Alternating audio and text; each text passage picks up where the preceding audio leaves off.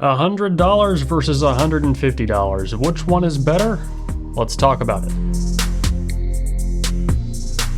If you're new here, I'm DMS. We talk about audio, we talk about tech, 3D printers, all kinds of other stuff that's real fun. Get subscribed if you want to see more videos like this. So this is the $100 AKG K361, and this is the $150 Rode NTH100. They're both easy to power, they're both closed backs. First, let's talk about build. Both of these headphones aren't remarkably built, but it's pretty clear that the Rode is built much better than the K361 is. These AKGs did have a lot of quality control problems when they first came out, but this revision, it's lasted me for a pretty good while. I haven't had this K361 fall apart, but it's still a bit plasticky. And I guess the Rode is too, to an extent. It's like I got shakers.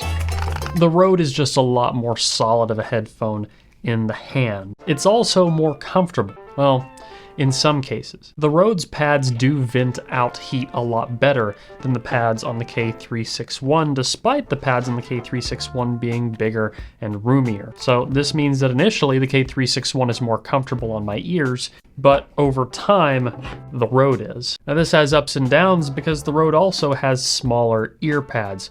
So the K361 actually might be more comfortable for your ears if you have large ears. But that's not all there is to consider for comfort. There's also weight and this padding up at the top. And weight-wise, well, they feel pretty similar, but the Rode is just a little bit heavier on the head. But that's okay because it has much better top padding. This little rubber band on top of the K361, well, that is my biggest complaint with its comfort. Which isn't to say it's bad for $100, because it's certainly not. But the Rode, well, the Rode just takes the cake on comfort between the two. The K361 uses a spring-loaded mechanism to adjust up and down and hold its position. You can also rotate it inwards so it's nice and compact when you store it, or if you're one of those people that likes to put them on and flip one ear up, well, K361 does that as well. The Rode doesn't really fold, though it does have a good amount of articulation. Instead, we get this twist lock mechanism where you twist it, you can move it up and down, and then you lock it at a specific height, and it holds that height pretty dang firmly. If you really pull, you can get it to slide, but overall, it does seem to be a bit more secure once it's fit to your specific head size, though it doesn't fit in a backpack nearly as easily. The Rode, you can also plug the cable into either side, though it's worth noting, whichever side doesn't have the cable plugged in, you're going to want to use this little rubber plug-in, because if you don't, you're going to get different bass on the two channels because these plugs leak air. Now we've talked about build, let's talk about sound quality subjectively, and then we'll talk about frequency response. Now, ignoring build and comfort, the K361 just does sound better. It's more airy, it's more neutral overall, the mid-range isn't quite as forward, it's got punchy bass that's not muddy, with a little bit of warmth to it, and overall, it's just a great sounding headphone for its price. The Rode, while it still sounds good, is definitely a more colored sound than the K361, and this might be to your benefit if that's what you're looking for. See, the Rode, it's a bit warmer, it's a bit more mid-forward, and while the treble does have some pretty good consistency to it, it is a little bit more recessed at things like 2 kilohertz than the K361 is. This leads to a sound that is not muddy, but a bit more bloated in the mid-range than it needs to be, and the bass does start to bleed into that range a little bit. Now, this is still a fine sounding headphone, and at its price, I would say that it's enjoyable. I mean, I would definitely take either of these over something like an M50X any day of the week. Good God, please get either one of these over an M50X. But the Rode is definitely the more colored of the two headphones, either way.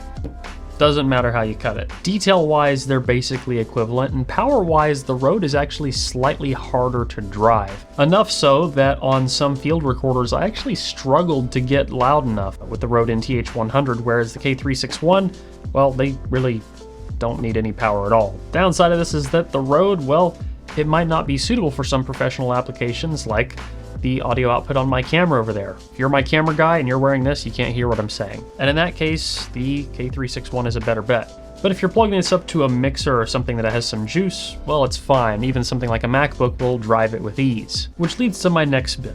Music producers, what should they be using if you're producing on your laptop on the go? Well, comfort-wise, the NTH100 still wins, and build-wise it does too, but if you're on the go, you want something that can fold into your bag. The K361 does that. You also want something that's a little bit less colored sounding, and the K361 is that as well. I would say the K361 is a better headphone overall for people producing music. But say if you are a video editor on the go or something like that, well, NTH100 does have that added comfort.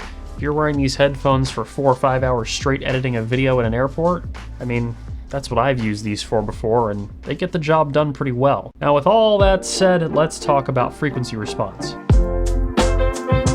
I've got my graph pulled up here. The red line on this graph is the raw response for the Rode NTH100. The green line on this graph is the raw response for the AKG K361. Both these are raw measurements, and that means that we're going to see an elevation in the treble. That's natural ear gain. We should be seeing that. Now you can see the K361 has pretty natural ear gain from somewhere around 400 Hertz up to 3 kilohertz. We start to lose a little bit of treble in there. We get a little bit of a boost under 300 Hertz. The Rode, by comparison, has an elevation in its mid-range, and we also get a bit of a recess around 2 kilohertz compared to natural ear gain. It is a bit more full in the treble ranges between 4 kilohertz and 6 kilohertz, but it doesn't actually sound like it when you listen to them side by side. The K361 sounds like it has a more full treble, even though it has a bit of a hole there. Now you can see in the lower response where the K361 is getting a little bit of its warmth from, but it also has a pretty solid bass shelf, so the bass performs pretty good on this headphone. The Rode does have similar bass performance, but because that elevated mid-range, it just comes across as warm and the bass isn't quite as punchy or deep sounding. Both of these headphones measure relatively well. Neither of them is an absolute disaster. Objectively speaking, the K361 does respond closer to targets like Harman, and like I said, the Rode NTH100 is a bit more colored, but both are decent headphones. If build and comfort are your primary priorities, well, the NTH100 makes sense, but for everything else, the K361 at $50 less is an absolute no-brainer. And if you just want more bass, well, there's the K371, which is priced the same as the Rode NTH100. I'm going to keep both of these in my collection, and I still use the NTH100 from time to time, but for me personally, the K361 is the winner of the two. So that is going to wrap up this video, guys. If you liked it, please leave a like down below, a comment, let me know what you want to see in the future. If you want to get active in the community and help support the channel, you can join my Patreon. That gives you access to my Telegram chat where you can ask me questions directly. As always, don't forget to stick around and subscribe for more videos like this in the future. Until the next one, guys. Peace.